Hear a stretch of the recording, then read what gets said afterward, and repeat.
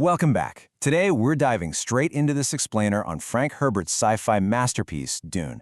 We're going to do something pretty fascinating here. We'll start by zooming way in on the core elements, like the sand and the spice, and then we'll pull all the way back to look at its profound philosophical warnings about society and leadership.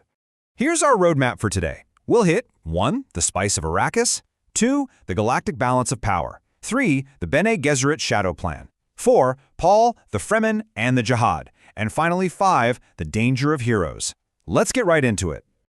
All right, Section 1, the spice of Arrakis. So, here is the fundamental question of the entire Dune universe. We've got a massive galactic empire made up of millions of planets, right?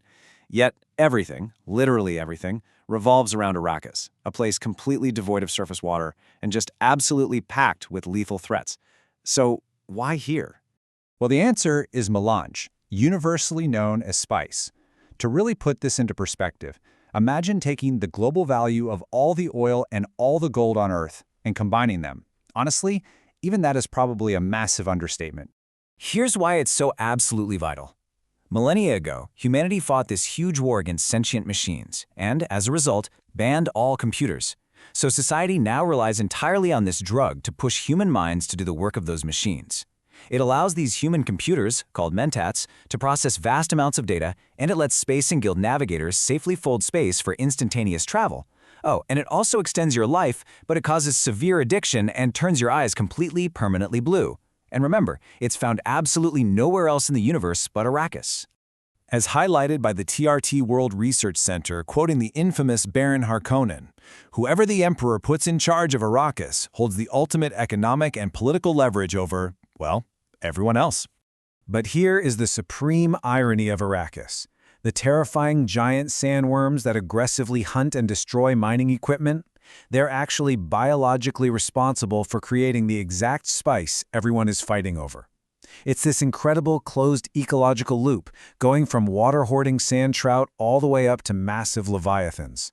These colossal beasts are revered as godlike agents by the native Fremen people, who call them Shai Hulud, and they are magnificent but deadly. We're talking up to 400 meters long. Interestingly, they act a lot like terrestrial baleen whales, using these crystalline teeth to filter microscopic sand plankton out of a hyper-arid environment. And get this, despite being invulnerable to almost everything else, water is incredibly toxic to them. Moving on to Section 2, the galactic balance of power. So this single commodity anchors a massive system of checks and balances. The universe is governed by a triad. You have the Padishah Emperor with his elite military, the Landsraad representing the combined noble houses, and the Spacing Guild holding a total monopoly on travel. It's this incredibly fragile equilibrium that has actually maintained a stagnant peace for 10,000 years. Basically, no one can afford to upset the others without destroying the spice flow. But stagnation breeds paranoia. The Emperor started fearing that Duke Leto Atreides was getting just a little too popular among the Landsraad. So, to preserve his own power, the Emperor used the transfer of the Arrakis spice mining operation as a deadly trap to completely eliminate House Atreides. And just like that, he shattered 10,000 years of peace. Which brings us to Section 3, the Bene Gesserit Shadow Clan. Outsiders often just dismiss them as witches, but the Bene Gesserit Sisterhood is actually pulling the strings of humanity from the shadows. They prioritize their own genetic and political agendas above absolutely everything else. They have this incredible physical and mental conditioning, including a form of mind control literally called the Voice, but their true power? It lies in a multi-century selective breeding program. Their ultimate goal is to create a male superbeing, the Kwisatz Haderach, who can bridge space and time. It is honestly incredible how fragile even a 1,000-year plan can be. The Sisterhood's grand design gets completely disrupted by a single act of human emotion. Lady Jessica actually disobeys orders to have a daughter out of love for Duke Leto and instead births a son, Paul. That one choice throws the entire universe into absolute chaos. Let's look at the fallout in Section 4, Paul, Fremen, and Jihad. This chaos really comes to a head when Paul and Jessica are stranded in the deep desert after the Emperor's trap is sprung. They have to ally with the indigenous Fremen just to survive. And to ensure that survival in such a harsh environment, Jessica encourages Paul to exploit the religious superstitions of the Fremen. But what's truly terrifying is that these superstitions weren't organic at all.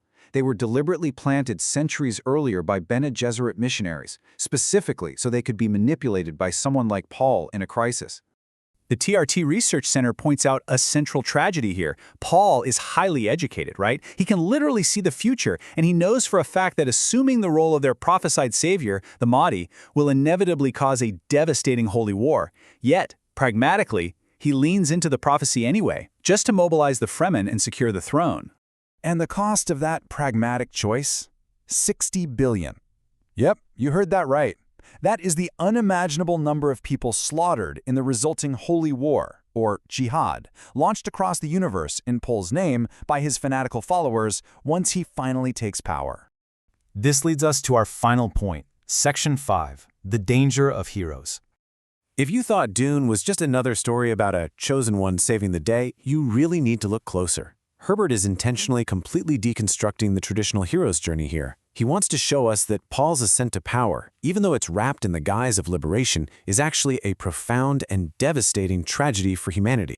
As the TRT research paper analyzes, Paul acts as a colonialist in much the same way as the brutal Harkonnens did, but his method?